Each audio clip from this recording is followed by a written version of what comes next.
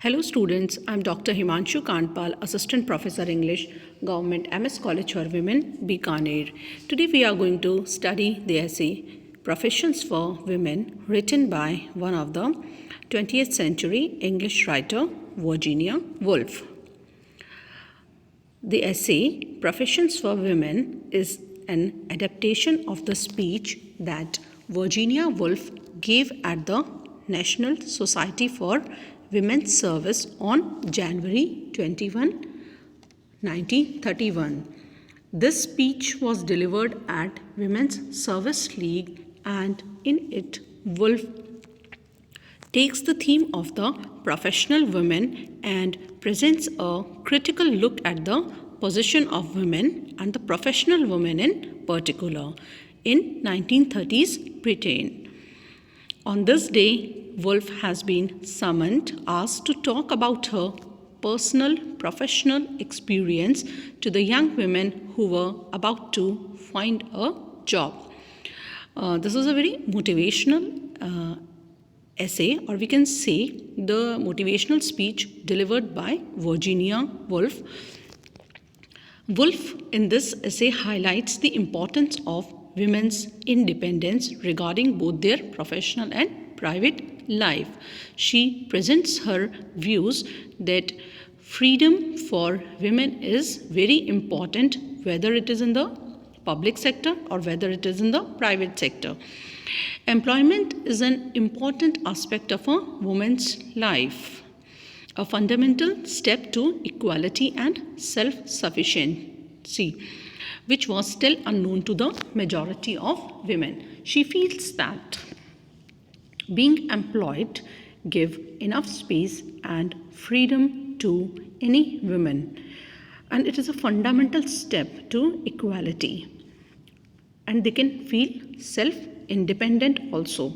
Written in the 1930s, women entering the workforce was a particularly taboo subject. In a profession where monumental success is already problematic, factoring in being a woman of patriarchal society makes it virtually impossible. Virginia Woolf feels that it is very hard for a woman. It is very hard for a woman to move out of the patriarchal constraints of society and make a space for themselves. In relation to this, if they demand freedom for themselves, they are usually not able to voice their feelings, and they are not able to move out of that patriarchal structure of society which confine them to their homes. Woolf opens her essay by faithfully telling her readers that it is true, I am a woman. However, as she continues her essay into a discussion of Coventry Patmore's poem, her language shifts and she creates this separation between the woman in Patmore's poem and herself. She admits that if she were to continue her job writing reviews, she needed to do a battle with a certain phantom, and the phantom was a woman, and when I came to know her better, I called her after the heroine of a famous poem, The Angel in the House. In this essay, she feels that there have been obstacles in the profession of writing that she has had to overcome as a woman writer, one of which she calls the voice of the angel in the house. Initially calls this presence a phantom, but then decides to name her after the heroine of famous 1854 poem, The Angel in the House, written by Coventry Patmore. This angel came into her writing room while she was engrossed in her work. To do battle with a certain phantom, and the phantom was a woman, and when I came to know her better, I called her after the heroine of a famous poem, The Angel in the House. Why does Woolf feel so separated from this woman? Shouldn't she feel somewhat connected to her, being a woman herself? I did my best to kill her. Had I not killed her, she would have killed me. She writes in the essay that it was she who used to come between me and my paper when I was writing reviews. It was she who bothered me and wasted my time and so tormented me that at last I killed her.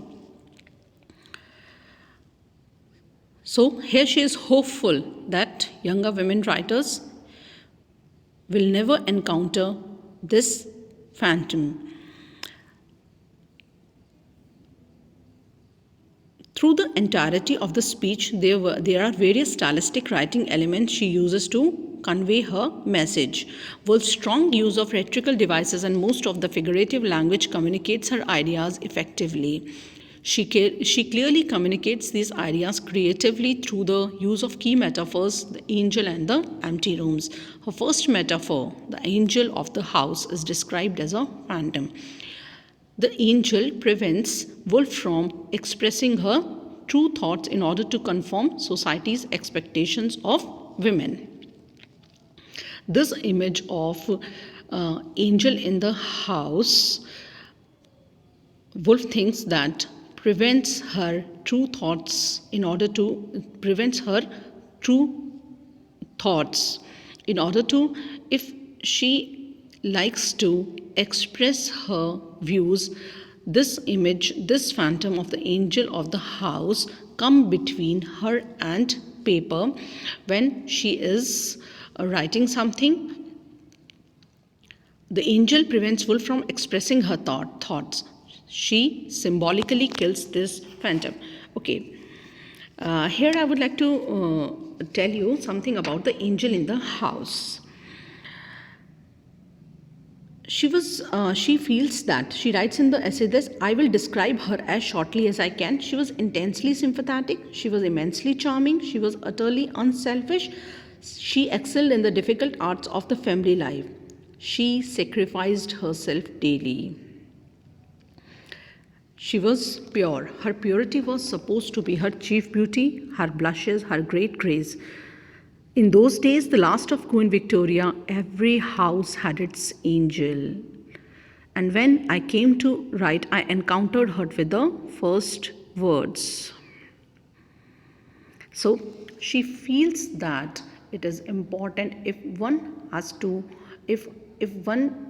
thinks that she is going to express herself, she has to kill the image of the angel in the house. She has to kill that woman which is submissive, that image of submissive woman which we every day see in the domestic, we see in our private lives. They should come out of that cocoon and speak for themselves. If they want to write something, if they want to get employed somewhere, if they want to express themselves in any way, or if they want to come out and work, they should free themselves from that image of angel in the house. This is very important for any woman to become self-independent. They should voice their feelings in order to be expressive, they should leave the image of submissive woman. Her first metaphor is described as phantom. She symbolically kills this phantom in order to completely immerse herself in her writing. Had Woolf not killed her, the phantom would have killed her. The phantom would have plucked the heart out of her writing. Thus, Virginia Woolf is clarifying that many of the obstacles, many of the problems women are facing are within themselves. This image of phantom, this thing, the angel in the house, these are the things that the women are facing within themselves. They should come out of that image of the angel in the house. These are not the things that are exclusively caused by the external forces. Okay, there are patriarchal constraints, and if a woman tries to move out of that patriarchal constraints, they are asked why they are raising their voice against, because the society thinks that their space is inside the home. But first of all, what they have to do, before facing the society, they have to remove all the obstacles, all the problems. They have to become strong from inner side. Then they are going to come out and express themselves in bold manner, and not exclusively caused by external forces, because it is far harder to kill a phantom than a reality. The two major obstacles that all women, including all women authors, face are the conventional notion of the role and function of women and the taboo regarding the expression of their sexuality.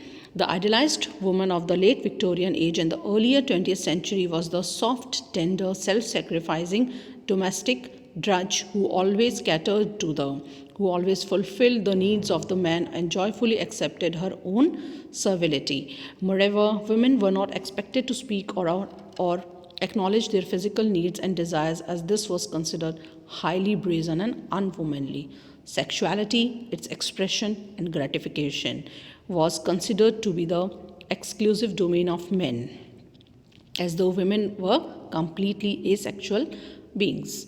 Means when women, they want to express themselves, they want to sexually when they want to express their sexuality, they were made to keep quiet, as if this is it is considered as a taboo, a woman talking about her sexuality. Woolf urges women belonging to every profession to combat these negative stereotypes and conceptions both externally and internally, and emerge as a positive, self-independent individuals. Virginia Woolf explains that though she solved the problem of the angel in the house by killing her, she has not been able to solve telling the truth about her own experience as a body. What they should do, they should move out of their private domain and talk about their body experiences. She goes on to write, I doubt that any woman has solved it yet. The obstacles against her are still immensely powerful, and yet they are very difficult to define. She has still many ghosts to fight, many prejudices to overcome. She feels that, Virginia Woolf feels that it is not a single there is not a single obstacle in the life of every woman.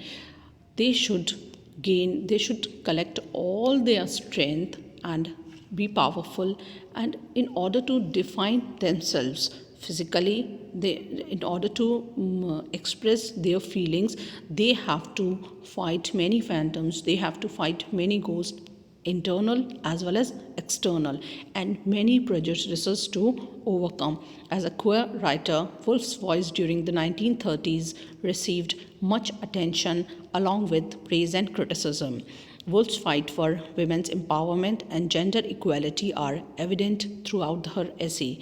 As of now, in the 20th century, it is unequivocal that Woolf saw her as a feminist. So we are going to end the essay, Professions for Women, and in the end of the essay she says that I think our questions of the utmost importance and interest. For the first time in history you are able to ask them. For the first time you are able to decide for yourself what the answer should be.